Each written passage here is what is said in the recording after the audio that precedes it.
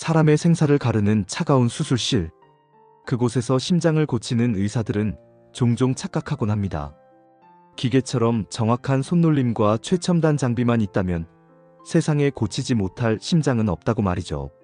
하지만 여기 가장 유능한 손을 가졌으면서도 정작 가장 가까운 사람의 심장은 처참하게 놓쳐버린 한 남자의 이야기가 있습니다. 38살의 박진우. 그는 대학병원 흉부외과의 스타이자 최연소 과장 자리를 목전에 둔 성공의 아이콘입니다. 그의 하루는 억 단위의 자금 서류와 화려한 인맥 관리로 가득 차 있습니다. 오늘도 그는 처가 어른들에게 원 자금 10억 원을 어떻게 마련할지 고민하며 세련된 통유리 벽 뒤에 앉아 있습니다. 그때 아내 해리에게서 전화가 걸려옵니다. 진우의 목소리는 순식간에 부드러운 사위의 것으로 바뀝니다. 응, 혜리야. 장인어른 드릴 서류는 다 정리됐어. 걱정하지 마. 오늘 저녁 호텔 예약도 확인했으니까 늦지 않게 갈게. 장모님 좋아하시는 꽃바구니도 잊지 않았어. 진우의 눈앞에는 환자의 차트보다 장인의 사업계획서가 더 크게 자리 잡고 있습니다. 그에게 성공이란 더 높은 곳으로 올라가는 사다리를 놓치지 않는 것이니까요. 같은 시간 비린내가 진동하는 수산시장 바닥. 진우의 어머니 옥순 씨는 차가운 얼음물에 손을 담급니다. 소금기에 절어 마디마디가 굵어지고 비틀어진 손. 오늘은 그녀에게도 1년 중 가장 특별한 날입니다. 38해 전 진통 끝에 아들을 낳았던 날이자 그 아들의 38번째 생일이기 때문입니다. 옥순 씨는 시장 상인들의 눈총을 피해 구석에서 작은 가스버너를 켭니다. 낡은 양은 냄비에 참기름을 넉넉히 두르고 정성껏 미역을 볶습니다. 고기 한 점 없어도 노랗게 우러난 그 국물이 아들에게 최고의 보약이 되길 빌며 옥순 씨는 정성스레 보따리를 챙겨 병원으로 향합니다. 화려한 대학병원 로비. 대리석 바닥 위로 낡은 꽃무늬 보따리를 든 옥순 씨가 서 있습니다. 저 멀리 하얀 가운을 휘날리며 동료 의사들과 걸어오는 아들을 발견한 옥순 씨의 얼굴에 환한 햇살이 비칩니다. 반가운 마음에 손을 흔들어 봅니다. 진우야, 아들, 여기다. 하지만 진우의 눈썹은 불쾌한 듯 꿈틀거립니다. 주변 동료 의사들의 시선이 옥순 씨의 해진 신발과 쿰쿰한 냄새가 나는 보따리에 머뭅니다. 진우는 서둘러 어머니의 팔을 잡아 끌며 비상계단 구석으로 밀어넣습니다. 엄마 여길 왜 와요? 연락도 없이. 내가 병원으로 오지 말라고 몇 번을 말해요. 오늘 내 생일 아니냐? 뜨끈할 때 국 한 술이라도 먹이려고. 너 좋아하는 직간장으로 간 맞췄다. 자, 이거 좀 들어봐. 옥순 씨가 보따리를 풀자 미역 냄새와 생선 비린내가 고급스러운 병원 복도로 번져나갑니다. 진우는 코를 찌푸리며 보따리를 거칠게 밀쳐냅니다. 냄새나게 진짜.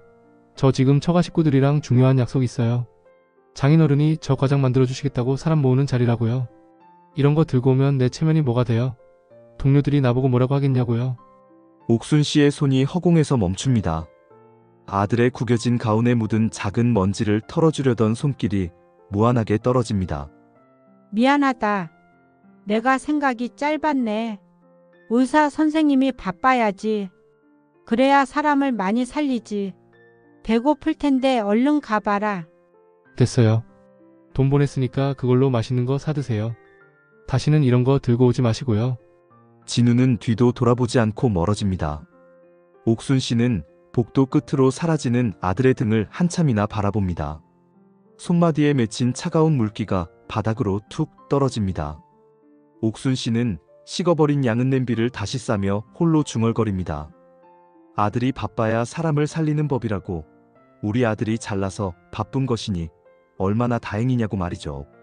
시간이 흐를수록 성공의 대가는 더 가혹해집니다. 장인의 무리한 사업 확장은 사위인 진우에게 독촉장으로 돌아왔습니다. 막다른 길에 몰린 진우는 결국 어머니의 낡은 단칸방으로 들이닥쳤습니다.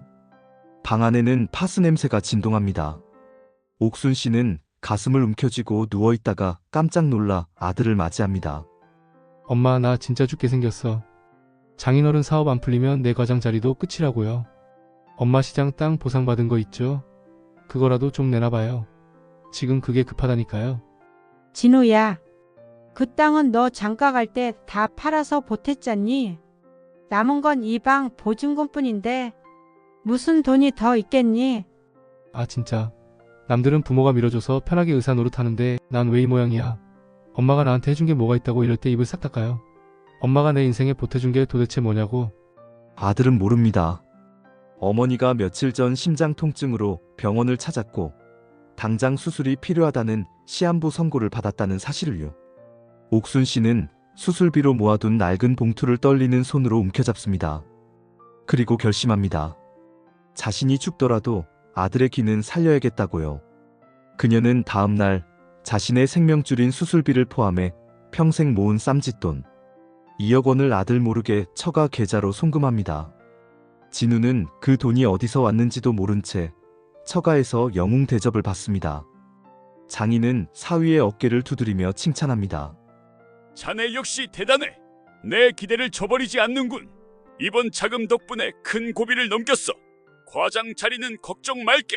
진우는 기만적인 안도감에 취해 와인잔을 올립니다. 장인어른 항상 감사드립니다. 제가 더 잘하겠습니다. 아들이 화려한 연회장에서 박수를 받는 그 시각, 어머니는 어두운 골방에서 차가운 방바닥을 기어다니며 홀로 통증을 견딥니다.